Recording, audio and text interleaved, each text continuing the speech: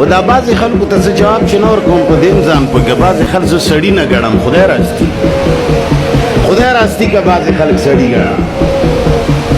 ډېر سپي غاپي مفتی صاحب ټیک شه کني داسې به وکړم غلی کښېنه چې یوه څپېړه درکمه که ستا بریک د پاکستان په حدودو کې ولګېدو د سړي بس ویل ته ما پېژنې نه پړک پړوک والا لباس به بهار نه اغوندې نن چې ښځه کور کې ګورې ستړي مشوه سره نشي کوی ته به یې چې که چېرته مزدوره ده خو چې د ډاکټر غږ ورباندې وکړي چې ډاکټر ته روان یو سبا ډاکټر له ځو داسې به یې ځان جوړ کړی ته به یې چې که ډاکټر سره نکاح تړي که خاوند به ولې ځان نه جوړوي چې ته ډاکټر له ځان جوړوي خیرانو جامو کې لاړه شه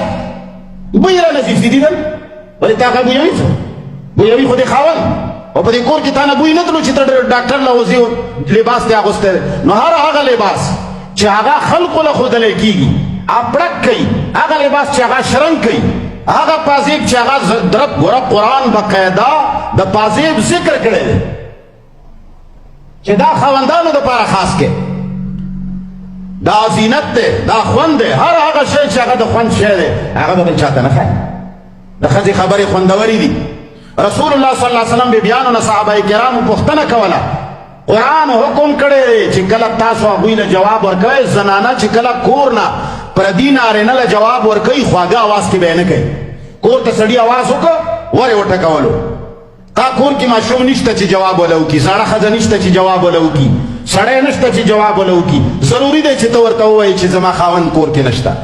نو ته به ورته وایې چې نشته اول خو د سړي زوی 3 ځل سلام واچوه په کور دروازه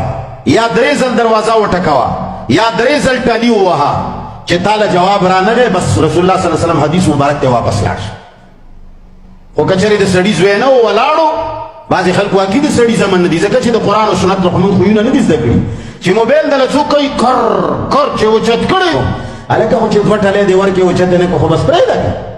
څه ضرورت دی چې بیا نور کغوې تا د رسول الله حدیث نه دی اورېدلی هغه په دې موبایل نه فټ کېږي نو که 3 ځلو نه پس هم سړی د دروازې نه واپس نه شه ښځې له اجازت دی چې ورته وایي چې کور کې څوک نشته خو په ناز او نخره به ورته نه وایي کور کې څوک نشته داسې به ورته وایي چې هغه وایي چې دا چېرته بلا وه درشت اواز کې کور کې څوک نشته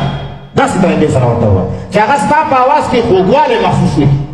او که هغه خوږوالی محسوس کړي هغه بیمار دی هر سړي په زړه کې بیماري ده خبرې اوږدوي خورې چېرته تللی دی